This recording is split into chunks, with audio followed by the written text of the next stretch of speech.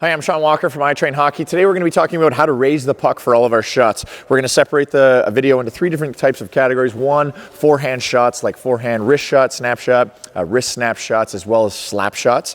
And then we're going to work on backhand shots from further out, as well as flick shots right in front of the net.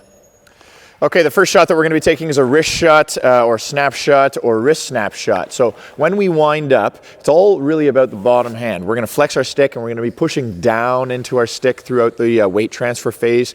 And then in the follow through, it's all about the bottom hand as well as the tip of your stick. I can raise my bottom hand quite high, but if the tip of my stick is low, then it's not going to work very well. We have to point that up as well. We have to make sure as well, while that's happening, my top wrist is going to be snapping over. The reason why we call it a wrist shot is because of what I'm doing with my wrist, and I have to snap it over. We have to think about it almost like a lever technique. If I want to get it up in a hurry, whether it's going to be a hard shot or I just want to flick it and get it up really quickly, watch my hands. My top hand is going to finish quite low, and then my bottom hand is going to finish high. So when I'm taking my shot, we can finish still with like a almost like we're shooting that rifle or shooting down the barrel of our gun, but we're going to finish with my bottom hand a little bit higher than my top hand. With my bottom hand, I want to make sure that, especially for some power, we want to be able to extend it towards my target, but just at the same time, we have to be able to lift it up as well too. And then once we snap our top wrist over, that'll help me, allow me to lift up the blade so that the very bottom of the tip of my stick is pointing right to my target. The last thing is, we want to talk about the over, under, over technique. So that essentially means watch my blade and the puck. Once right now, I'm covering the blade, so that is the over.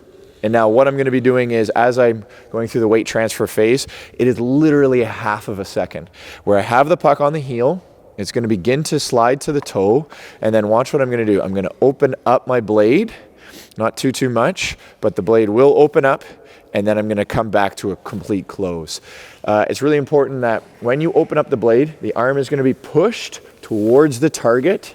So it's almost like you're doing this and you're pushing towards your target, and that's going to help open it up, and then you have to reclose it. So it's closed, it's open, and then it's closed again.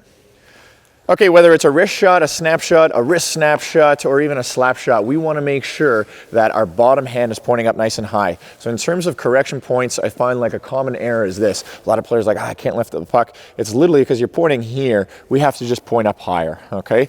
So it sounds so simple, but a lot of players, if you watch your follow through, you take an image of your position number 4, we're here instead of here. If we want to go that really high, we got to shoot it so that we're almost pointing up and over the crossbar in some cases. With our slap shot, the rule is the same. As we come down, we're going to be flexing our stick into position number 3, and my blade will open up automatically. And then what we need to do is close it by the time I finish. And it's all about my bottom hand, especially with the slap shot, is going to be pushing forwards, but we also need to push it up nice and high.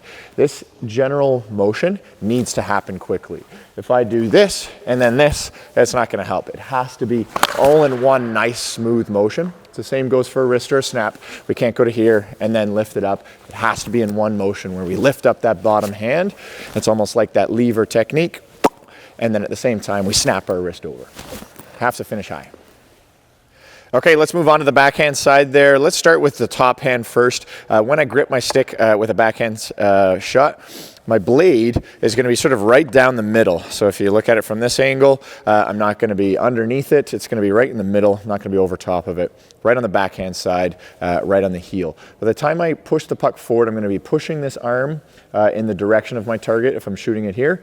And then at this point, I'm going to just sort of rotate my wrist over so that I can kind of lift up the puck and get underneath it. And then as that happens, it's going to gently slide to the toe. We're going to be able to create that nice saucer technique, and we have to finish with a strong snap of the wrist. If I was pointing to my target, then it would look like this.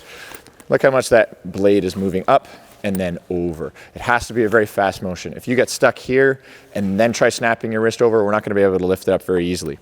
At the same time, just like our forehand shots, our bottom hand has to finish by pointing high, and we have to make sure that the very bottom of our tip of our stick is going to be pointing to our target as well too. I can't point this bottom hand high and then have my blade low. It has to be pointing high as well too. So it looks just like this. Okay, let's move on to the last type of shot for our flick shot. We're going to be talking about both the forehand and the backhand side.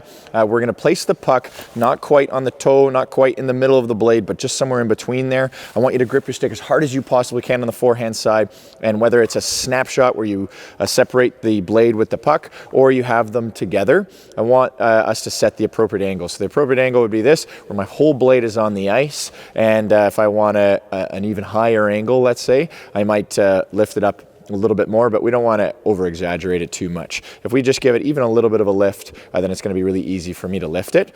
It's all about the bottom hand. So think about uppercutting yourself in the face, and at the same time, bottom hand is going to be, or top hand is going to be coming down, bottom hand is going to be come up nice and high. So if we can get this motion down, and we can do it really, really fast, and at the same time I'm gripping my stick really aggressively, I'm going to be able to lift it up quite easily. Focus on the strong grip, and then focus on a quick lift.